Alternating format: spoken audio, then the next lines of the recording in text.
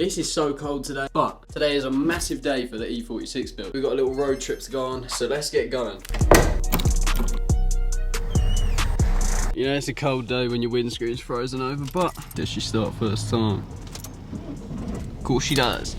Whack the heating on. The first course of action today is to go to our temporary yard where the engine is. Might give you a little hint as to what we're doing today, but I'll see you when I'm there. Okay boys, we have arrived at our first destination, the yard. So let me quickly get us inside and then I can explain exactly what we're doing today. I guess the YouTuber's never seen this before. This is all of our engine parts that we're going to be installing into our freshly refurbed motor. Of course, before we can install all of these fresh new pieces onto our engine, we first need to send off both the block and the head for some very important work. So that is exactly what we're going to be doing today. We're going to be piling up all the pieces we need to bring with us, put them in the van and drive them about an hour and a half away to the one and only Sam Connaught. Now, I'm not too clued up on all this stuff, but apparently he is one of the best in the business, if not the best. So if I've spent all this money anyway, I might as well play it safe and go to somebody that's renowned for doing an amazing job. I think it'll be worth the journey, but I'm running very short for time now, so I've got to quickly get all of this into a pile, everything that we need to bring with us, and then we can go from there. The head is in here. Took all the spark plugs and any other sort of like oil plugs out of it. Got the crankshaft and the block here. Then I've got to take this little box here, just some miscellaneous bits and pieces. Got to take the pistons, the rods, clutch bolts. So I've got to load all of this into the van. I think I'm going to attempt to do the engine parts cleaning on my own. Yeah, we've got to do this quick because I'm running late. Bomber clot. All right, that was a bit of a struggle, but we now have everything that we need in the back. I can't lie, all of this stuff needs to clean. It is oily as fuck. I put all the fresh stuff up front as I didn't really want to contaminate it with all this oily stuff. But yeah, we should be good to go. I'm just going to double check that I've got everything. But the next destination, we need to hit up the petrol station.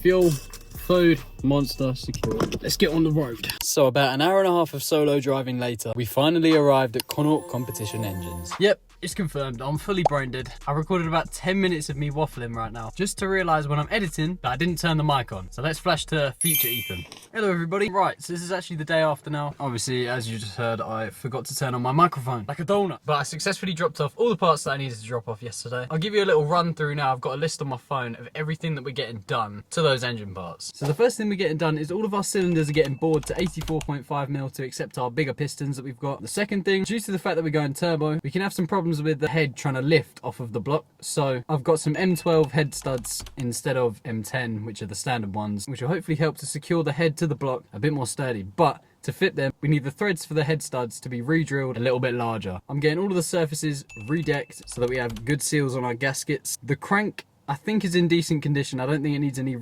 grinding or anything, so they're going to polish and measure that up. With that, I've also dropped off the clutch, the pistons and the rods so they can balance the whole rotating assembly to reduce vibration, and the engine should actually last a lot longer. Another thing they're doing, I've actually bought an oil chain tensioner from Hack Engineering. So in order to fit that, they need to drill a couple of threads into the block so that we can put on the new tensioner, if that makes sense. Fitting new valve guides. Then obviously they're going to be cleaning all the parts that I've dropped off, so the block and the head, getting a deep clean, which would be nice because they're currently covered in oil. Every time I touch anything, my hands just go black. Not racist. As well, they are gonna resurface the valve seats, so where the valves sit. Then the final thing that's getting done is I dropped off I don't know what it's called, basically reduces the chances of oil starvation. It gets welded into your oil pan. But yeah, that should be everything on the list. It's good to just kind of hand it to somebody else to let them take care of it, and I can now focus on what I need to be doing. I'm actually at the car today, but of course, in typical UK fashion, it is just pouring down with rain, literally all day. It's been dry all week whilst I've been ill. Now that I can actually move, it just decides to rain constantly for like the last 3 days. I'm gonna stop rambling. Towards the end of that zero audio clip, I'm pretty sure I started mentioning New Year's goals again in the previous video. So I did head home and went to the gym. Let's go back to past Ethan and I'll let him explain.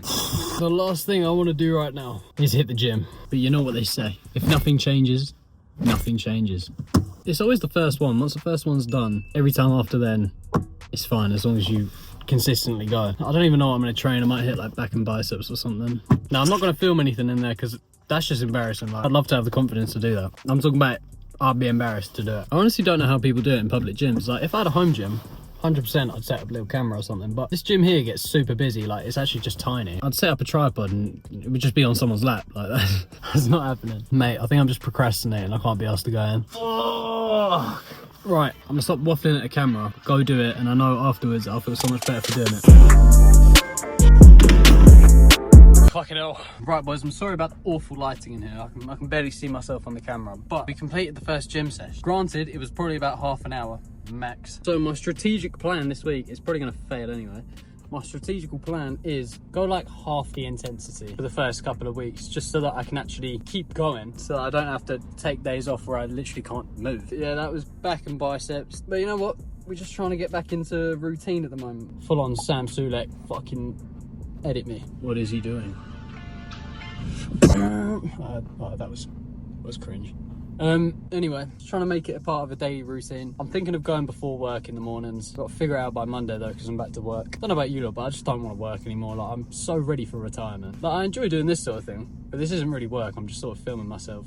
Editing is work, I'll say. I'll sit there for like 8 hours on the sofa, not moving, just sliding things across and fucking typing it. Oh, editing is long, but I still enjoy it. Any of you don't know, my job is actually window cleaning and gutter clearing and pressure washing, so it's not the most enjoyable job you can have, granted. That's why we're locked in. But who knows, this has been like a real random video, I won't lie. It's been a busy day. Hopefully it comes out all right. I don't know, I just want to kind of keep it raw, not go too extravagant. 50,000 pound engine build. I mean, it probably will get to that point. You know damn well, when I'm putting that engine back together, I'm totally clickbaiting. The actual video wise, I just want to keep it raw, just talk. When I already know what I have to say, like when it's scripted, I can't string a sentence together. You know, I don't know if any of you are like this, but when I have like an intro scripted or something, I have to film it like 7-8 times just to get like a 7-word sentence together. Like it's just a joke. So before I go, I just want to update you all. I said I'd quit vaping, right? It hit New Year's, literally like midnight. My vape died. I was like, this has got to be some sort of a sign. So I cracked open a new one immediately. No hesitation. I didn't even try. Right, without further ado, I'm going to stop waffling, drive home because I've got loads of shit to do. And I will see you all very soon.